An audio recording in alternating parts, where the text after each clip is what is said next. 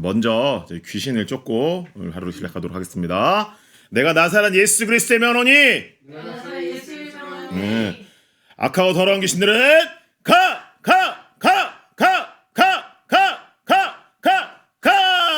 간 걸 믿으시는 분들만 박수로 하나님께 영광을 올리겠습니다. 네, 그럼 오늘 말씀 봉독해 주시겠습니다. 오늘 말씀은 사무엘상 14장 24절부터 52절 말씀입니다. 이날에 이스라엘 백성들이 피곤하였으니 이는 사울이 백성에게 맹세시켜 경계하여 이르기를 저녁 곧 내가 내 원수에게 보복하는 때까지 아무 음식물이든지 먹는 사람은 저주를 받을지어다 하였음이라. 그러므로 모든 백성이 음식물을 맛보지 못하고 그들이 다 숲풀에 들어간즉 땅에 꿀이 있더라.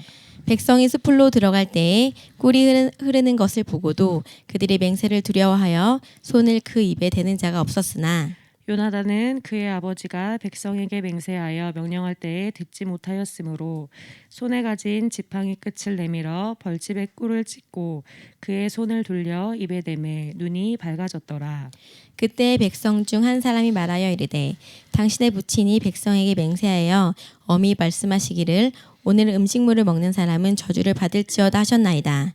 그러므로 백성이 피곤하였나이다 하니 요나단이 이르되 내 아버지께서 이 땅을 곤란하게 하셨도다.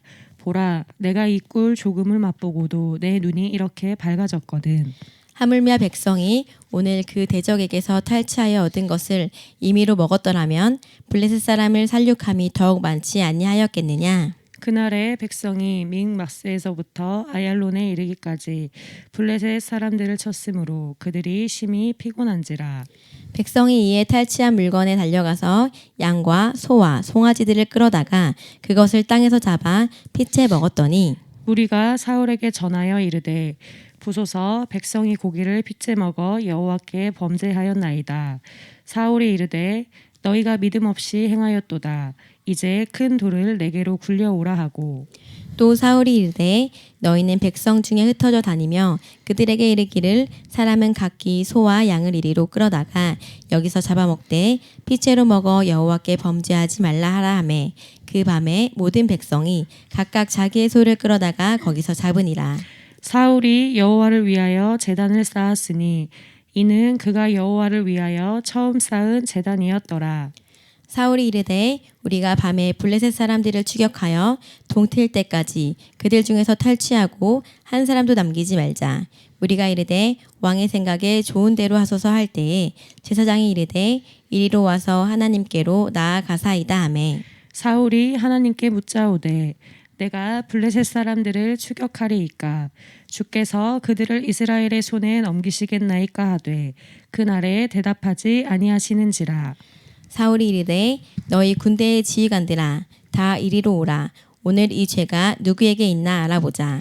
이스라엘을 구원하신 여호와께서 살아계심을 두고 맹세하노니 내 아들 요나단에게 있다 할지라도 반드시 죽으리라 하되 모든 백성 중 한 사람도 대답하지 아니하매 이에 그가 온 이스라엘에게 이르되 너희는 저쪽에 있으라. 나와 내 아들 요나단은 이쪽에 있으리라. 백성이 사울에게 말하되 왕의 생각에 좋은 대로 하소서 하니라. 이에 사울이 이스라엘의 하나님 여호와께 아뢰되 원하건대 실상을 보이소서 하였더니 요나단과 사울이 뽑히고 백성은 면한지라. 사울이 이르되 나와 내 아들 요나단 사이에 뽑으라 하였더니 요나단이 뽑히니라. 사울이 요나단에게 이르되 내가 행한 것을 내게 말하라. 요나단이 말하여 이르되 내가 다만 내 손에 가진 지팡이 끝으로 꿀을 조금 맛보았을 뿐이오나 내가 죽을 수밖에 없나이다. 사울이 이르되 요나단아 내가 반드시 죽으리라. 그렇지 않으면 하나님이 내게 벌을 내리시고 또 내리시기를 원하노라 하니 백성이 사울에게 말하되 이스라엘의 이 큰 구원을 이룬 요나단이 죽겠나이까 결단코 그렇지 아니하니이다. 여호와의 살아계심을 두고 맹세하옵나니 그의 머리털 하나도 땅에 떨어지지 아니할 것은 그가 오늘 하나님과 동역하였음이니이다 하여 백성이 요나단을 구원하여 죽지 않게 하니라. 사울이 블레셋 사람들 추격하기를 그치고 올라가매 블레셋 사람들이 자기 곳으로 돌아가니라. 사울이 이스라엘 왕위에 오른 후에 사방에 있는 모든 대적 곧 모압과 암몬 자손과 에돔과 소바의 왕들과 블레셋 사람들을 쳤는데 향하는 곳마다 이겼고 용감하게 아말렉 사람들을 치고 이스라엘을 그 약탈하는 자들의 손에서 건졌더라. 사울의 아들은 요나단과 이스위와 말기수아요.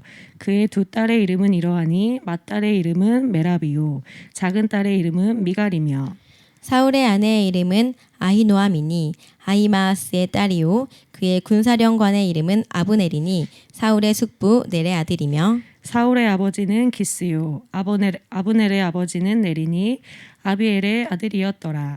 사울이 사는 날 동안에 블레셋 사람과 큰 싸움이 있었으므로 사울이 힘센 사람이나 용감한 사람을 보면 그들을 불러 모았더라. 아멘. 아멘. 어제에 이어서 오늘도 사무엘상 14장의 후반절의 말씀입니다. 어제의 내용 잠깐 한번 다시 돌아보실까요? 네, 지금 이스라엘은 블레셋과 전쟁 중에 있습니다. 네, 사울의 아들 요나단은 그의 무기를 든 소년과 함께 그 블레셋을 습격했고 하나님의 도우심으로 승리하게 되었습니다. 블레셋과 대치하고 있던 이스라엘이 보니까 작은 소동이 일어났고 그 소동이 점점 커지기 시작했습니다. 그 소동이 일어난 소리를 들은 사울은 무슨 일인가 하고 살펴보니 그 블레셋 사람들이 자기들끼리 서로 칼을 겨누고 전쟁을 하는 장면들을 보게 되었습니다. 그렇게 서로가 서로를 죽이는 또 그 이후에 뿔뿔이 흩어져 가는 블레셋의 모습을 보고 하나님께서 이스라엘을 승리케 하시고 난 이후의 말씀입니다. 여호와 하나님을 삶의 중심으로 두고 살았던 요나단과 그 사람들의 시선 또 자신의 감정 또 체면을 중요하게 여기며 살았던 사울. 오늘은 그렇게 해서 14장 24절부터 후반부 이야기가 시작됩니다. 제목이 다시 한번 볼까요?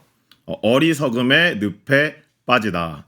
제가 어리석음의 늪에 빠지다라는 제목을 보고 왜 이렇게 지었을까 하고 이제 곰곰이 고민을 했는데 저희가 계속 큐티를 쭉 해오는 동안 25일의 내용에서도 그렇고 24일의 내용에서도 그렇고 사울이 계속해서 반복되는 잘못된 선택을 하게 되더라고요. 오늘도 이 말씀을 통해서 사울이 어떤 잘못된 선택을 하게 됐는지 볼 수 있는데 말씀 한번 보면 24절에 이날에 이스라엘 백성들이 피곤하니 이는 사울이 백성에게 맹세시켜 경계하여 이르기를 저녁 곧 내가 내 원수에게 보복하는 때까지 아무 음식물이든지 먹는 사람은 저주를 받을지어다. 이렇게 24절이 시작됩니다. 지금이 무슨 상황입니까? 이스라엘과 블레셋이 전쟁을 치르는 중이에요. 전쟁 중에 얼마나 먹는 것이 중요하겠습니까? 늘 병참이 진짜 중요하다고 이야기하는데 사울 왕은 이스라엘에게 지금 먹지 말라, 금식하라라고 이야기를 하고 있는 거예요. 과연 이 선택이 왜 나왔을까요? 하나님이 사울에게 지금부터 너희는 전쟁을 치러야 하니 지금부터는 금식을 하고 허리띠를 조이고 마음을 단단히 해서 내가 치기로 한 그들을 끝까지 진멸하여 이러한 말씀이 있었던 걸까요? 그리고 곰곰이 보니 다음 절에 그 24절에 이런 말씀이 나와요. 저녁 곧 내가 내 원수에게 보복하는 때까지. 사울이 전쟁 중인 이스라엘 백성들에게 너희는 지금 금식해라 라고 하는 이 선택의 원인이 어디서 나왔는지 이 말씀을 통해 알 수 있습니다. 내가 내 원수에게 보복하는 때까지 여호와의 영광을 위하여가 아니라 내가 내 원수에게 보복하는 때까지. 사울이 지극히 개인적인 감정에서 나온 선택이었다라는 것을 알 수 있습니다. 그래서 지금 전쟁 중인 이스라엘에게 중요한 먹는 것을 금식하는 일로 이스라엘 백성들에게 명령을 하게 되는데요. 그 다음에 어떤 일이 일어나나요? 그 아들 요나단이 수풀에 들어가 있는 중에 그곳에서 발견한 꿀을 먹게 되는 일이 생깁니다. 그리고 난 후에 그 함께했던 군인들이 그제서야 사울 왕이 이러한 명령을 내렸다는 것을 요나단에게 알려주고 그 소식을 들은 요나단은 안타까워합니다. 왜냐하면 하나님께서 이 앞절에 그 이스라엘 백성들을 승리케 하시겠다고 하셨던 그 말씀 중에 있는 이 블레셋과의 전쟁에서 더 큰 승리를 이룰 수 있음에도 불구하고 이스라엘 백성들이 어떻게 보면 이제 배가 고프잖아요. 그러니까 힘이 약해졌을 텐데 더 큰 승리를 분명히 취할 수 있었을 텐데 하나님께서 지금 승리케 하셨기 때문에 이 승리가 연전연승을 거두어갈 수 있었을 텐데 그런데 이 승리를 눈앞에 앞두고 더 큰 승리를 취할 수 있음에도 먹지 못하게 되어서 그걸 이루지 못하는 것을 안타까워하는 장면이 나옵니다. 이렇게 쭉쭉쭉 말씀이 내려오다가 31절에 그날의 백성이 믹마스에서부터 아얄론에 이르기까지 블레셋 사람들을 쳤으므로 그들이 심히 피곤한지라. 24절 처음에 시작할 때도 이스라엘 백성이 피곤한지라 라는 말씀이 나왔고 그 다음 믹마스에서부터 아얄론에 이르기까지 그 지도를 찾아보니까 이곳은 산악지대고 고산지대라고 나오더라고요. 평지에서 싸우는 것도 힘들었을 텐데 심지어 산악지대랑 고산지대였으면 더 많은 체력이 필요했을 거 아니에요. 근데 그곳에서도 싸우면서 승리를 했어요. 그랬더니 너무너무 이제 몸이 피곤한 상황인 거예요. 그래서 그 다음 절에 백성들이 탈취한 그 블레셋에게서 탈취한 물건들 양과 소와 송아지를 끌어다가 땅에서 잡아 핏째 먹었더니 큐티를 쭉 해온 우리 선생님들 또 우리 친구들이라면 이 부분에서 말씀이 탁 마음이 걸리는 게 느껴지실 거예요. 핏째 먹었다? 뭔가 이상한데? 라고 느껴지시나요? 저는 말씀을 쭉 읽다가 이 부분에 잠깐 멈칫했어요. 핏째 먹었다고? 뭔가 이상한데? 하고 말씀을 찾아보니까 레위기 17장 10절에서 14절에 이런 말씀이 있습니다. 이스라엘 집 사람이나 그들 중에 우거하는 타국인 중에 어떤 피든지 먹는 자가 있으면 내가 그 피 먹는 사람들에게 진노하여 그를 백성 중에서 끊으리니 육체의 생명은 피에 있음이라 내가 이 피를 너희에게 주어 제단에 뿌려 너희의 생명을 위하여 속죄하게 하였나니 생명이 피에 있으므로 피가 죄를 속하느니라. 그러므로 내가 이스라엘 자손에게 말하기를 너희 중에 아무도 피를 먹지 말며 너희 중에 거류하는 거류민이라도 피를 먹지 말라 하였나니 모든 이스라엘 자손이나 그들 중에 거류하는 거류민이 먹을 만한 짐승이나 새를 사냥하여 잡거든 그것의 피를 흘리고 흙으로 덮을지니라. 모든 생물은 그 피가 생명과 일체라. 그러므로 내가 이스라엘 자손에게 이르기를 너희는 어떤 육체의 피든지 먹지 말라 하였나니 모든 육체의 생명은 그것의 피인즉 그 피를 먹는 모든 자는 끊어지리라. 아멘. 이렇게 레위기 말씀에 나와 있는데요. 사울의 잘못된 선택 한 번이 계속되는 그 육체의 고난뿐만이 아니라 하나님 앞에서 이스라엘 백성이 범죄하게 하는 결과를 낳았습니다. 이 부분에서 마음이 탁 걸리더라고요. 무리가 사울에게 전하되 보소서 백성이 고기를 핏째 먹어 여호와께 범죄하였나이다. 이제 전쟁에 승리한 후에 그들의 탈취물 소와 양과 염소를 핏째 먹고 있는 이스라엘 백성들, 그래서 하나님 앞에 범죄하고 있는, 근데 이 소식이 누구에게 들려오나요? 사울에게 들려옵니다. 사울 왕이시여, 이스라엘 백성들이 저들이 취한 탈취물을 먹되 그들이 지금 핏째 먹고 있습니다. 사실은 그들이 왜 그렇게 할 수밖에 없었나요?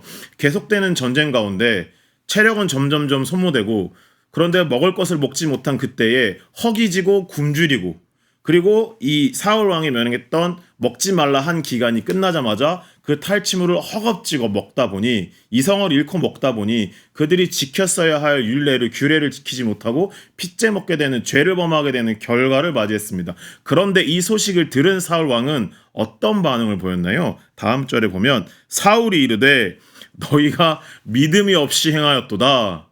오히려 사울은 그들을 꾸짖습니다. 너희가 믿음이 없이 행하였구나. 어째서 너네가 핏째 그것을 먹었느냐? 왕이라면 자신들의 백성의 잘못에 먼저 내가 이들을 조금 더 잘 다스렸다면, 이들을 좀 더 넉넉히 먹였다면 하고 긍휼하고 안타까운 마음을 먼저 보였더라면 더 좋았을 텐데, 오히려 이 상황에 선을 딱 긋고 나는 아무런 죄가 없어, 나는 아무런 잘못이 없어, 너희가 어찌 그렇게 믿음이 없는 것처럼 행동하였느냐라고 오히려 그들에게 죄가 있다라고 꾸짖고 나무라는 모습을 보여줍니다. 그런데 그 원인이 사실은 누구에게 있었던 건가요? 사울에게. 만약 이 이야기를 들었을 때 사울이 그때라도 나의 잘못된 선택이, 잘못이 하나님 앞에 이렇게 이스라엘이 범죄케 되었구나 라고 깨달았다면 이 자리에서 회개하지 않았을까요? 하나님, 저의 잘못된 선택이, 하나님께 묻지 않고 했던 선택이, 내 감정 따라 했던 선택이 이러한 죄의 결과를 낳았습니다. 하나님 저를 용서해 주세요 라고 했다면 하나님 참 기쁘셨을 것 같아요. 계속해서 보시면 사울이 이제 그곳에 큰 돌을 굴려와서 이제 너희는 이곳에서 잡아서 먹어라, 피를 다 빼고 먹어라, 핏째 먹는 걸 통하여 여호와 하나님께 범죄하는 일이 없도록 하여라 라고 이야기를 합니다. 그리고 35절에 저는 동그라미를 쳐놨는데 여러분도 치시면 좋을 것 같고, 사울이 여호와를 위하여 제단을 쌓았으니 이는 그가 여호와를 위하여 처음 쌓은 제단이었더라 라고 나오거든요. 저희가 이제 사무엘상 이 앞절에 보면 사무엘이 사울에게 그렇게 말하잖아요. 길갈에 가서 화목제와 번제를 드리고 그곳에서 기다리라고 얘기하거든요. 그런데 오늘 본문 말씀에 사울이 하나님께 처음 쌓은 제단이었다라는 이야기가 나와서 되게 의아했어요.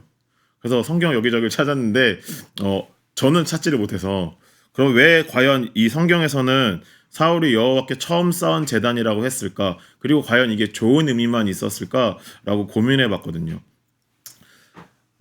어떤 제단이었을까요? 이게 이스라엘 백성들이 죄를 범해서, 그래서 사울 왕이 제단을 쌓았잖아요.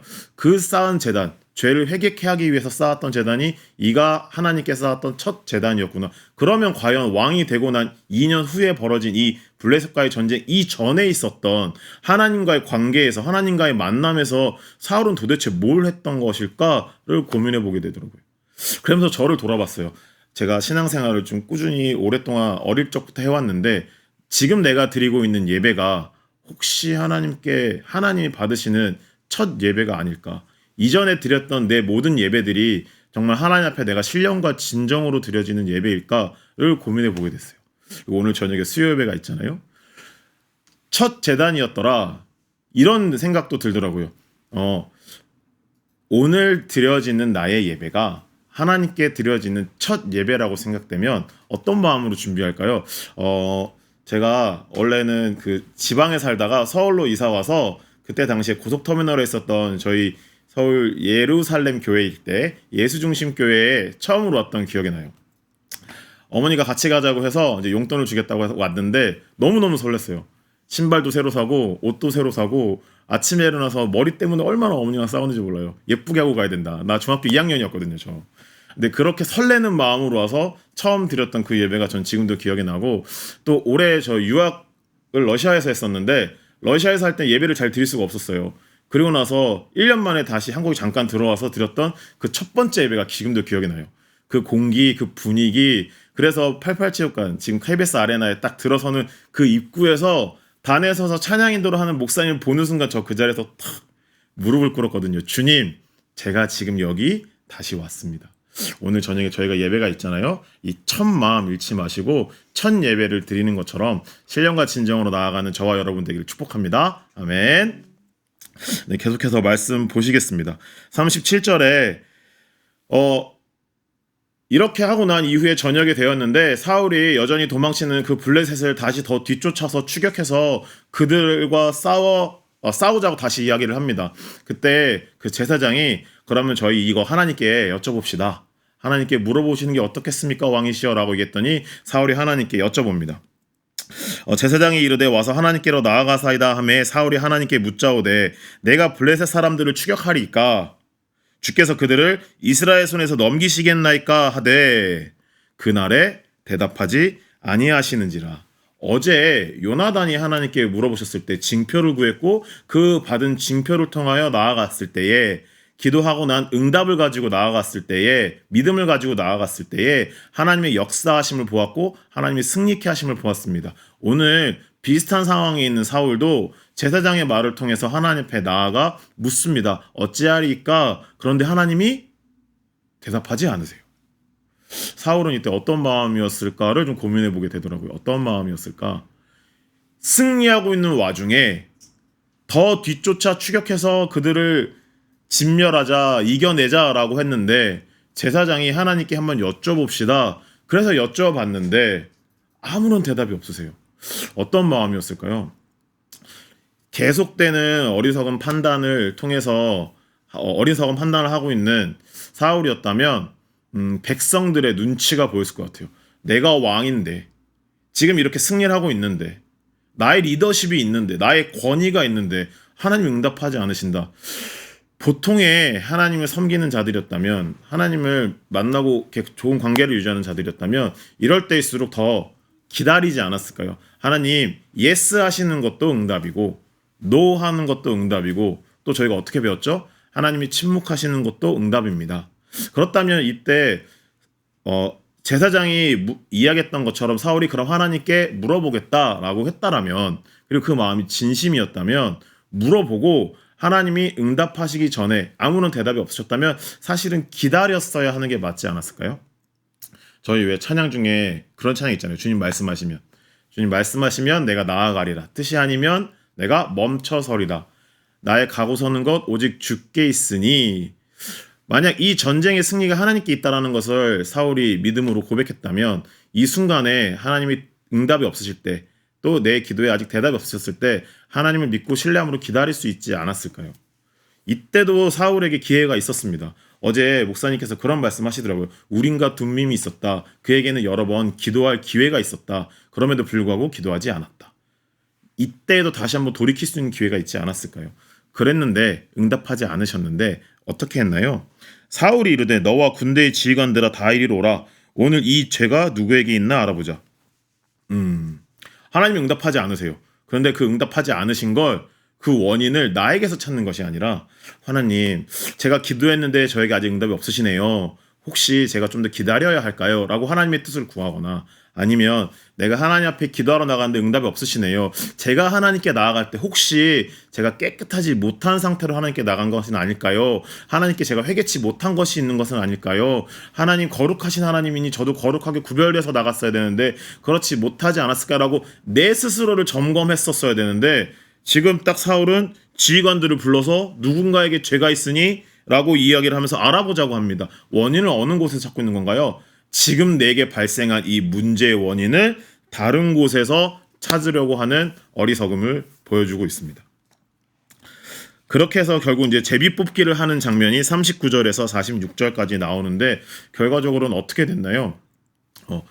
사울 왕이 먹지 말라고 했던 그 하루 금식하라고 했던 그 이야기를 듣지 못했던 요나단이 그 꿀을 찍어 먹는 일이 있었잖아요. 결국 그 제비 뽑기를 통해서 요나단에게 죄가 있음을 밝혀졌어요.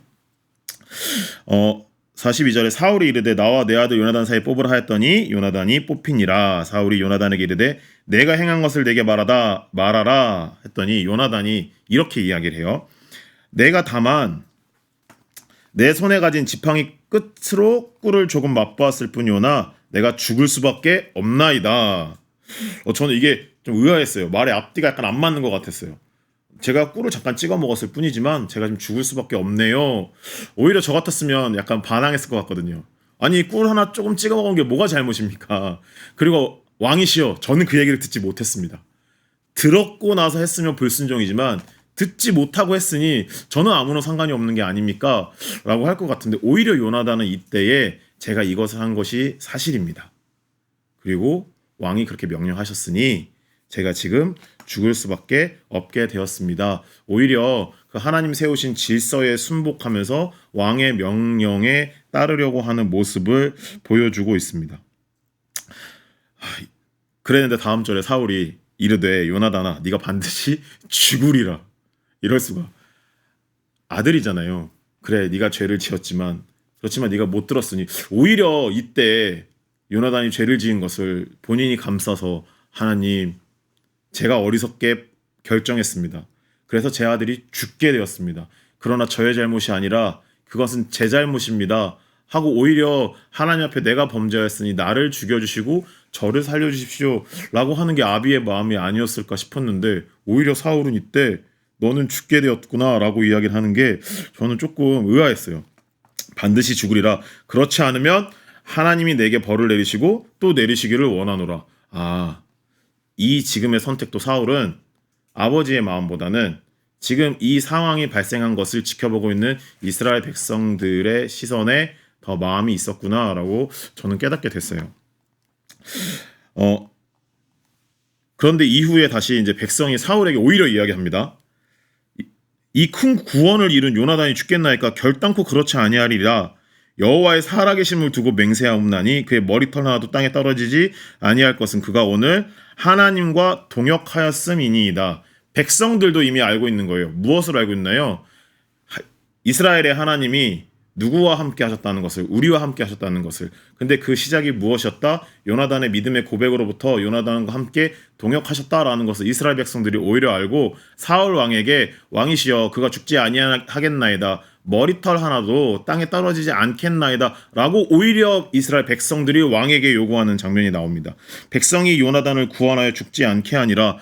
사울 왕이 하나님께 이렇게 맹세했고 그래서 죄를 범하였으니 죽게 될 거다라고 이야기해놓고도 백성들이 그는 죽지 않겠나이다 하니까 또 그 마음을 바꿔서 오히려 백성들의 뜻에 따라서, 하나님의 뜻에 따라서가 아니라 백성들의 뜻에 따라서 요나단을 다시 살리게 되는 장면이 나옵니다. 46절에 사울이 블레셋 사람들 추격하기를 그치고 올라가매 블레셋 사람들이 자기 곳으로 돌아가니라. 이렇게 해서 블레셋과의 전쟁이 마무리되게 되고 이후에 이제 사울의 업적과 그 집안이라고 해서 나오는 장면들이 쭉 나오게 됩니다.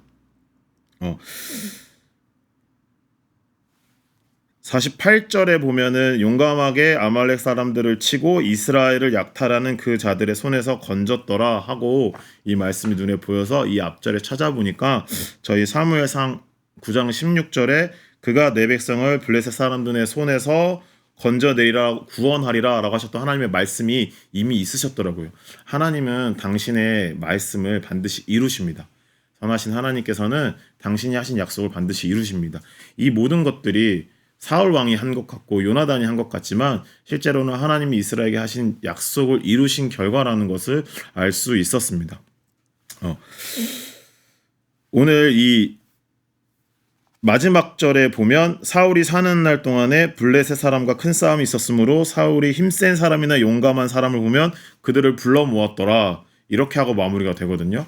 사울은 여전히 눈에 보이는 힘센 사람, 용감해 보이는 사람들로 자기 주변에 채우기 위해서 불러 모으는 이 사무엘상 14장이 끝나는 마지막에도 어리석은 결정과 선택을 하는 모습을 계속 보여주고 있습니다. 24절과 52절에서 제가 어리석다라고 적어둔 게 5군데나 되더라고요. 이렇게 마무리가 되는데 오늘 제목이 어리석음의 늪에 빠지다잖아요. 늪에 빠지게 되면 어떻게 되나요? 사람이 늪으로 점점 이렇게 가라앉죠. 그 자리에 계속 있으면 결과적으로는 그 늪에 끝까지 빠져들어서 옴짝달싹 하지 못하고 빠져나오지 못하게 되는 결과가 발생합니다. 혹시나 내가 내 삶 가운데 하나님 앞에 내가 온전히 서지 못해서 또는 하나님 뜻대로 행하지 못해서 지금 잠깐 늪에 있는 것 같은 상황이 계시다면 속히 빠져나오셔야 합니다. 늪에 계속 그대로 머물러 있다 보면 나도 모르는 사이에 발목에서 무릎에서 허리에서 가슴에서 내 목까지 차오르는 늪으로 점점 빠져들게 되거든요. 늪에 내가 빠졌다라고 생각할 땐 그 즉시로 빠져나와야 되고 혹시나 허리까지 빠지거나 더 높이 아니에요. 전 이미 늪에 빠진 지가 오래되어서 더 이상 오래 나올 수가 없어요. 늪에 빠졌을 땐 내가 혼자 발버둥 친다고 빠져나올 수가 없어요. 어떻게 되냐? 살려주세요 해서 누군가의 도움을 통해서 그 늪에서 빠져나올 수 있거든요. 제가 예전에 봤던 영화 그 아포칼립토라는 영화를 보니까 실제로 늪에 빠졌을 때 누군가가 이렇게 밧줄로 건져줘야만 이렇게 건져지게 되더라고요. 혹시나 내가 더 이상 헤어나올 수 없는 전 늪에 빠졌어요 라고 조금이라도 낙심하고 좌절하고 있는 사람들이 있다면 여전히 우리의 도움도 시고 구원 되시는 예수님의 이름을 부르면서 그 늪에서 빠져나오시기를 축복합니다. 저는 이 어리석음의 늪에 빠지다라는 제목 밑에 이렇게 적어놨거든요. 그러나 여전히 오늘도 기회를 주시는 하나님. 여러 번 사울에게는 기도할 수 있는 기회가 있었고 다시 돌이킬 수 있는 기회가 있었던 것 같아요. 그때마다 만약에 깨닫고 돌이켰다면 기쁘지 않으셨을까? 하나님이 그래 사울아 이때라도 네가 깨달아서 정말 기쁘구나 하지 않으셨을까? 그래서 오히려 이 전쟁의 끝에 이스라엘이 블레셋이 승리한 끝에 잔치와 감사와 하나님을 찬양하는 그런 분위기로 하나님께서 승리케 하셨습니다 할렐루야가 이스라엘 모든 백성들이 하나님의 이름을 드높이고 하늘에서 하나님께서 참 흐뭇하게 보셨을 텐데 오히려 하나님 앞에 범죄함으로 또 어리석음으로 또 자기의 욕심대로 행함으로 결과적으로 이 승리한 끝에 오히려 누가 범죄한 사람이 없는가 누군가를 질책하고 죄인을 마치 찾아내야 되는 엄숙하고 이 마지막 분위기를 보면 누가 승리한 것 같다라고 이야기를 할 수 있을까요? 그런 분위기로 치닫게 되는데 어리석음의 늪에 빠지다. 오늘 하루 살 때 혹여나도 내가 조금이라도 그 늪에 발을 대고 있다면 아니면 그 늪에 지금 내가 빠져가고 있는 중이라면 여전히 우리의 도움 되시고 구원 되시는 하나님께 기도하여 그 늪에서 건져주시기를 간구하고 기도하는 시간 되길 바라시고 여전히 하나님께서는 우리에게 기회를 주고 계십니다. 오늘 하루 하나님께 구하고 그리고 하나님께 구함으로 응답되고 그래서 하나님으로 회복되는 저와 여러분 되길 축복합니다. 그럼 다 같이 구호 외치고 마무리 하시겠습니다. 구호 준비! 런 앤 플레이 시작! 이런 안 된다 일어나 빛을 발하자 유치부 파이팅 유초등부 파이팅 중고등부 파이팅 감사합니다.